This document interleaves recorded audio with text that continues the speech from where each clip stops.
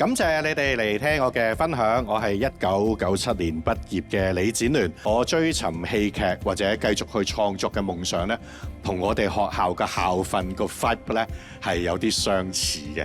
要認真繼續做好你嘅夢想嘅話，勤有功係重要嘅。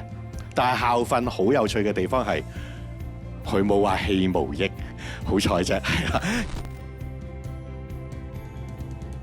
咁今日我聽完李師兄嘅分享之後咧，佢其實講咗一樣好重要嘅嘢，令到我好深刻啊！就係佢話夢想咧，就唔好淨係當佢係一個名詞，你係要切切實實咁樣去諗，即係點解會有呢一個夢想咧？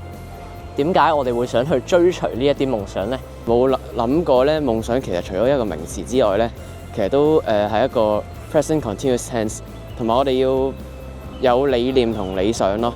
頭先睇咗聽咗李師兄嘅分享啦，咁我覺得係好 impressive， 佢係真係好忠於佢自己嘅夢想，係好想去真係追尋自己嘅夢，好想去做一個編劇家。咁佢最後又真係俾佢呢個憑住呢個堅持不懈，咁佢就真係成功咗。呢一個分享咧就好，即係對我嚟講好有價值嘅，因為我自己都受到啟發啦，就覺得的確咧係唔可以淨係靜待啦，追夢咧係要去實行嘅。